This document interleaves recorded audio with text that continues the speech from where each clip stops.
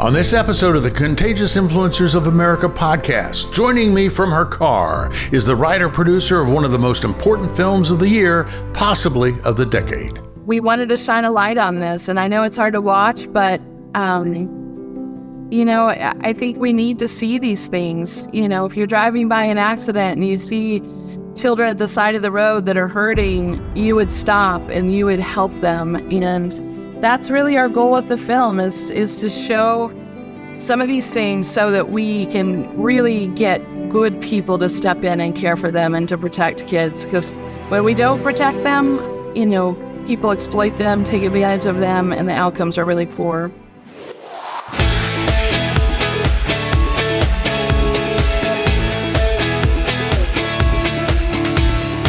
And this is CIA Contagious Influencers of America.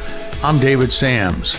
Last year, on July the 4th, Sound of Freedom hit theaters and became the surprise hit of the summer. Most importantly, it brought to our attention the harsh realities of child sex trafficking and modern-day slavery.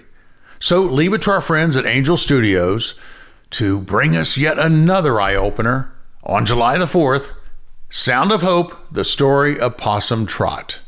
Now, this is a movie that was inspired by a powerful true story of a small African-American church in East Texas of a couple hundred people, and they adopted 77 of the most difficult to place children in the foster care system. That's right, 77 kids. It was an act that ignited a movement to help vulnerable children that continues to this day. From her SUV, I've got the writer and producer, REBEKAH WEIGEL, with me here today. And she and her husband, Joshua, directed the movie, and they are also foster and adoptive parents themselves. They were so passionate about making this movie happen that they went out and raised something like $11 million to get this movie made. So, REBEKAH, welcome. Hi there. Good to see you. Good to see you. Where do we find you today? I'm in Macon, Georgia. We've got a premiere in Macon, Georgia tonight, and then we have one in Atlanta tomorrow. So it's a little busy time, but I'm excited to meet with you and tell you a little bit about the film. Fantastic. Well, good. I couldn't wait to do this because I've seen the film, and I just have to warn everybody who's going to see the film, take a box of Kleenex because it's just the way it goes. Great. That it was an amazing experience, and I have to thank you first of all for stepping up and doing this film. I want to first of all, why don't you introduce yourself? Just tell us a little bit about yourself and your husband, and what you've been up to for the last dozen or so years. Yeah, I'm REBEKAH WEIGEL, and I'm the writer and producer. My husband wrote and produced with me, and he also directed. And so we've been working on this story for 8 years. It's a passion project of ours. We adopted 2 of our kids in 2013, and it just broke our heart for kids that are in the foster system. And we decided that the world needs to know what kids are going through in this country and hopefully see and be inspired by a church that really set their hearts and minds to making a change and doing something about it. But this was no ordinary church, no ordinary community. I mean, when you set this up, it sounds like it's some, mega church someplace that would step up and do this sort of thing, that would have a huge budget to pull it off. But that's not exactly the case. So set the scene where this church is and what the community's like. Yeah, it's a small little church in deep East Texas, church of less than 200 people that just felt called by God to start caring for vulnerable kids. And they did. And 22 families stepped forward and adopted 77 of some of the most difficult to place children in the Texas child welfare system. So it's such an incredible story. These people are heroes. They were so courageous. They walked in faith. And, I'm a believer. That's why we fostered and adopted. And we could easily clear out the foster system in America through local churches. I mean, we have 400,000 churches in America. There's 100,000 kids waiting for homes. we want to see that end. We want to see these kids find homes. Before we continue here, let's take a look at a clip, okay?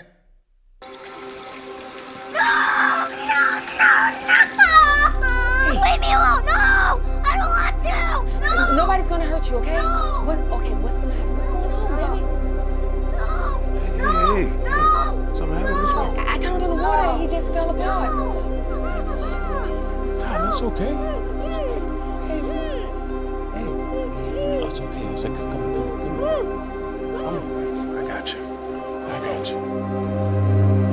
Baby, we're not gonna hurt you. Hey, mama got you. Okay, you don't have to take a bath, okay? We love you, baby boy.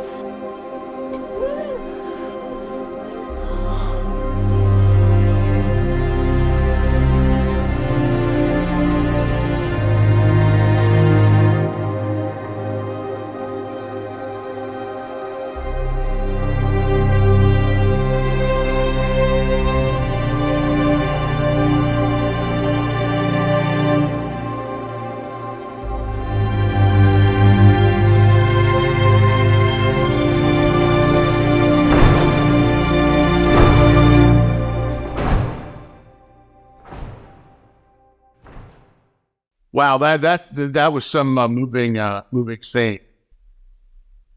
Yeah, I mean, the sad part is that's the true story. I mean, that's what these kids went through, and that's what this little Tyler went through. And when he came to the Martin home, you know, he had a lot of trauma that he had experienced and other, you know, with his biological family. So our hope is we wanted to shine a light on this. And I know it's hard to watch, but you know, I think we need to see these things. You know, if you're driving by an accident and you see children at the side of the road that are hurting, you would stop and you would help them. And that's really our goal with the film is to show some of these things so that we can really get good people to step in and care for them and to protect kids. Because when we don't protect them, you know, people exploit them, take advantage of them, and the outcomes are really poor.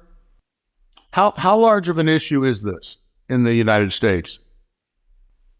Yeah, I mean, there are so many kids that are on the front door of the foster system that need local churches and people to just wrap around and support families that are in crisis. But, you know, we have 400,000 kids in the foster system today, and they continually, you know, go into the foster system, and then 20,000 kids each year age out of the foster system too. And when they age out of the foster system without a family, they're oftentimes trafficked, incarcerated, they become homeless. I mean, the outcomes are very poor, and it's affecting every area of society. When we don't care for the most vulnerable, it's affecting us in so many other ways, because we need to really fight for kids. And that's what people that are walking out of theaters are wanting, to fight for kids. And so we're hoping this really ignites the movement to care for kids.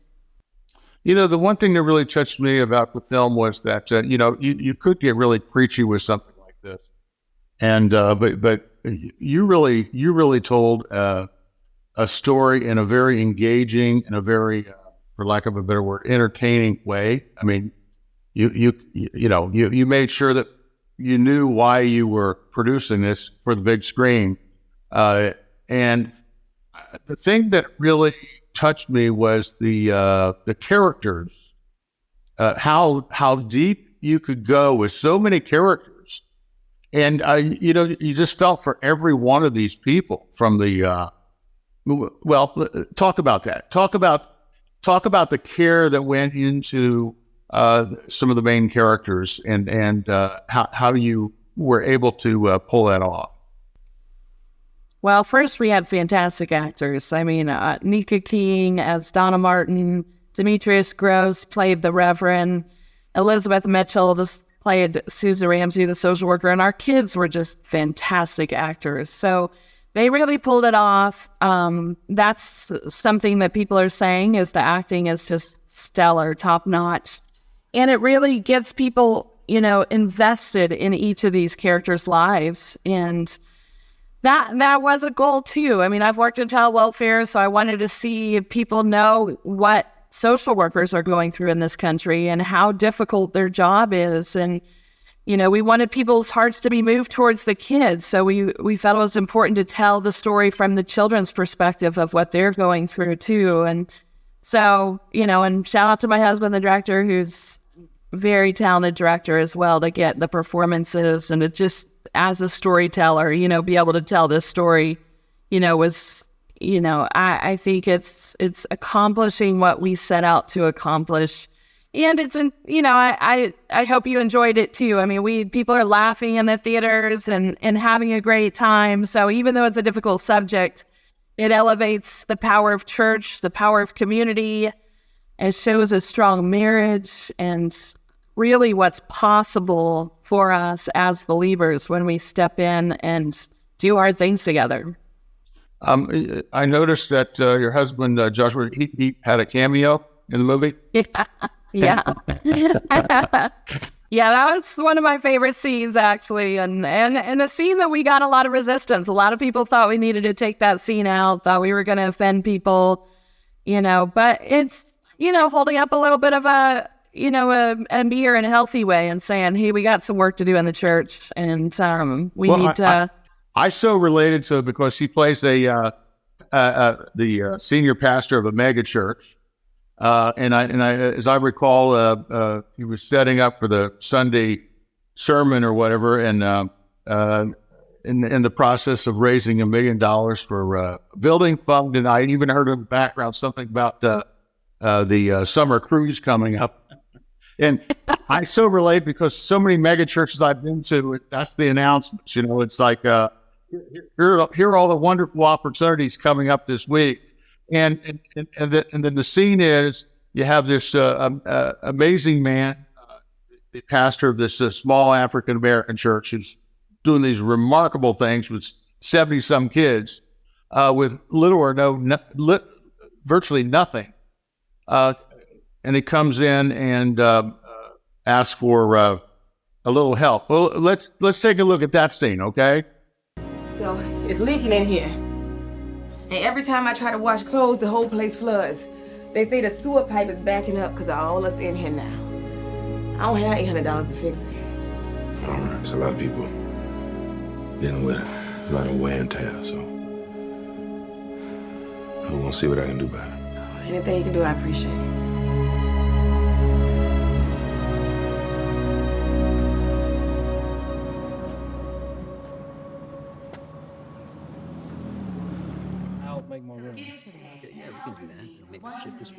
Building campaign goal. Hey, does that color look right to you, Jim?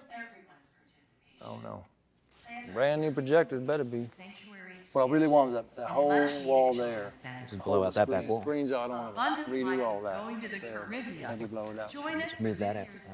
Mark, you got a minute, my brother? WC, good afternoon. Jim, we'll hold off on the announcements for a minute. I left messages, but I never heard back. Yeah, I'm sorry, been swamped. Well, I don't want to bother you with too much, but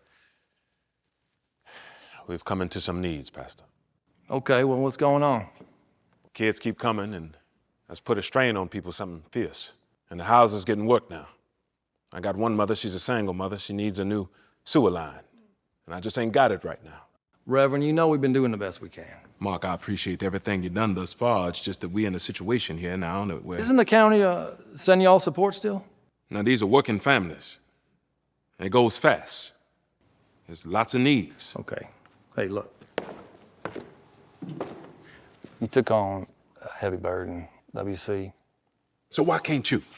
Lord, if we could just come together on this, Too much. I'm not going to turn everybody's life upside down. We can't come at it like that. You know what it says in James? I do know. I've got a Bible. You also need to use wisdom. Wisdom. I see, I got a Bible too. I just ain't seen the part about the big stages. Okay. I seen the orphans and the widows and the millstone and the sheep and the goat. Reverend, you need to back. But I ain't seen the standing on the sidelines part. That's a bloodbath going on outside. And you on a cruise ship up WC, we care about kids here. Which ones? You can't see the ones sitting right outside on your doorstep?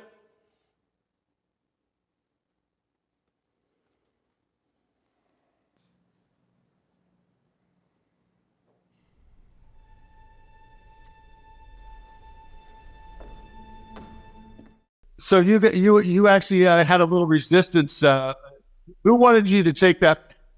Who wanted you to take it out? Name names. Well, this, to be honest, this is this is a story that we felt God was compelling us to make. It wasn't like, wow, this is going to be like the big box office summer hit. Maybe it will be, but this isn't, it didn't fit nicely into any category. It wasn't, your faith-based film, typical faith-based film that has a big bow at the end and, doesn't show the hard things. We're showing really difficult things. We're pointing out flaws in the church. So it didn't really fit in the faith-based category, and they were nervous about a lot of the elements. And then, it's so full of faith, though, and authentic worship and prayer and faith that it didn't really fit in the Hollywood category. They don't typically like to make Christians look...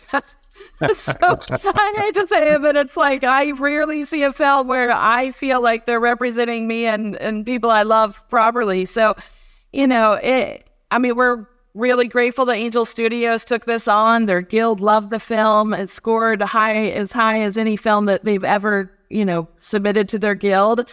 And they didn't, make us take out scenes. They really loved it the way it was. And so, we're grateful. We think there's an audience for films like this, and we'll see. But we hope people come out on opening weekend and support the film because, there's not a lot of films like this. And to get a film like this to come to theaters is such a tremendous amount of work. And I hope we show Hollywood that there's an audience for these types of films. Well, I was so inspired by the message, especially at the end where you had the real life couple. And there were a couple of points made. That is, if every church would just step up and do its part, just a little bit, just a tiny little bit. You don't have to go out and rescue 77 kids per church. You could basically get one, right? Is that the number one? We don't need a couple churches doing everything. We need all the churches doing a little and spreading it out. And we could really turn this around. Really, it would be so easy, actually. And I think it's us staying in our comfort zone and that's keeping us from taking that step. And we hope that watching this on screen unfold is going to inspire people to step out of their comfort zones and start doing the type of work that they're doing, but at Chapel, but even a little bit, it's just a little bit where we can really move the needle. Just for aspiring filmmakers out there and folks that want to make these type of films, or tell these kind of stories. You had to put a lot into a couple of hours. I don't know. Was it a couple of hours? Yeah, it's a little over 2 hours. Yeah, you had to put a lot into that. You have a lot of different characters. How authentic do you have to be in something like this, or do you sort of what kind of creative license can you take? We could take as much as we wanted because it wasn't based on a book. It was based on a true story. A lot of what you see is true and accurate of the story. It was such a great story that we didn't want to, take too much. But at the same time, it's hard to tell a story about 22 families adopting 77 kids. You have to have a through line through that. And so that was the biggest challenge, was finding that. And, we found that by following one of the most difficult children that had the most trauma in her life, and an interesting story was Terry, the character of Terry, the young girl played by Diana Badnikova, and she just really blew us away with her performance. And she's such an amazing person, but she grips the hearts of audiences, and you connect with her, and you go on this journey, and it shows her pain and what she's facing and her identity and how she's viewing the world through the lens of what she's been through. And I think it feels like it worked because people are leaving theaters really moved through her performance. One thing I loved was how you wrapped up the whole thing and showed the real life people, next to the actors side by side. What an amazing, you had, a dozen different stories at the end that you kind of featured. And it was just so amazing to see the lives that were impacted by this one couple and by this one little church. Yes, it is. It's, and it's a ripple effect. I mean, you just see how, one life, you impact one life, and then they go on. And I love that part of the story. Bishop Martin, that's his favorite part of the whole movie, is seeing all the kids and the families today. And, so many of them are doing really well and thriving. And so it is, for those who are worried, I know when you're dealing with foster care and adoption, like, people want to run the other way because they're like, I'm going to feel guilty. But I don't think it's guilt. I mean, I think it's really inspiring us to greatness, really, that this is, look at the beauty that's come out of this story. And, through their obedience and their sacrifice, so many lives are being changed. Well, I told my wife when we watched this at the very end, I go, I feel like I want to adopt some kids. I don't think I'll let an old guy adopt kids, but one thing we can certainly do is support those families that do. And I really appreciate you telling this story. I really appreciate the care that you put into it. And I just have to ask you, at the end of the day, what do you hope to accomplish with this film?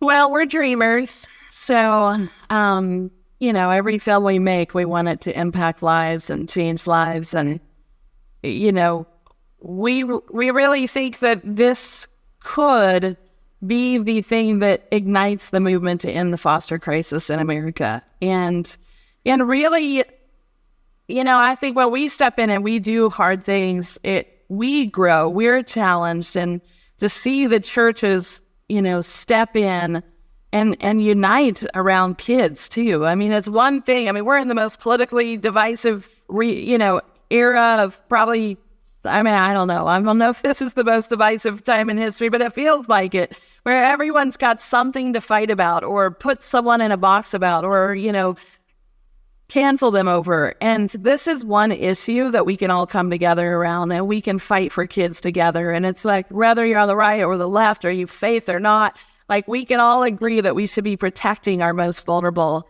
And so we hope that it also brings people together and, unites people to fight for kids together. Well, Rebecca, thank you so much. I wish you much success, you and your husband, Joshua. And I just will be praying for you, and we pray for a great outcome for this film. And I really do hope that folks do go see this. It comes out to July the 4th across the country. The film is called Sound of Hope, the story of Possum Trot. And for those of you who have not seen the trailer, let's take a look at it. Are you sure these people want us? I know they do. You can call me Mama. It's hard to feel like I'm the only one who sees these things. 70% of the kids in the system are there because of neglect. The other 30% are put through hell. We need your help.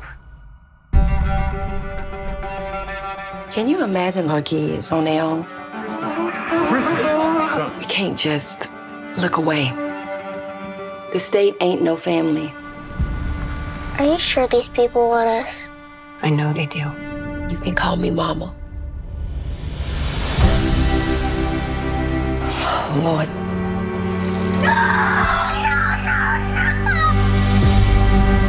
If we can't wrap our arms around the most vulnerable, then what do we have? Noise! And the children can't take the noise anymore. This is something that we must do. 22 families want to adopt. Whole town wants kids now.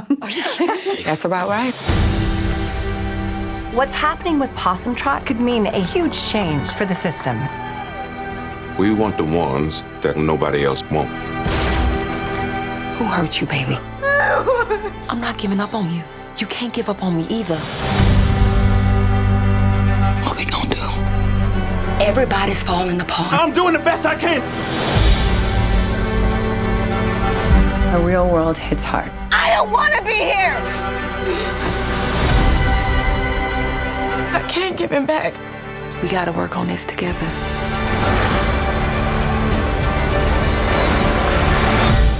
We your people now.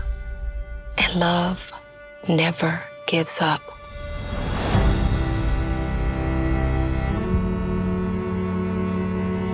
Hi, I'm Elizabeth Mitchell, and I play Susan Ramsey in the powerful new movie from Angel Studios, Sound of Hope, the story of Possum Trot. An army of hope is assembling for kids this July 4th in theaters everywhere.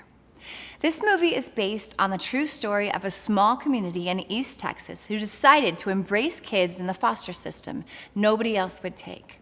22 families took in 77 children who were in the greatest need. It's a beautiful story of hope and love, and I'm so excited for you to see the power of families coming together to stand up for the most vulnerable amongst us, our children. The goal is to bring together this army of hope, starting this 4th of July, 1 million strong, for the 100,000 kids in America who need a home. Click the link below or go to angel.com/hope to get showtimes right now. Help us send a loud message together that there should never be a child without a home. Thanks again, Rebecca. Sound of Hope, the story of Possum Trot, hits theaters on July the 4th. Do yourself a favor, get out of the heat and go see that movie. Take your family. It's so well worth it, and spread the news. This is one of those movies that could have an amazing ripple effect and make a lot of difference. This has been CIA, Contagious Influencers of America, from the producers of Keep the Faith. Please do rate and review us, and check out our website at ContagiousInfluencers.com, where you're going to find all kinds of great episodes. And of course, our radio show website is at, KeepTheFaith.com. So do check that out. Until next time, I'm David Sams. Go out there and live that life in living color this week, because it sure is a heck of a lot more interesting than living it in black and white. See you next time.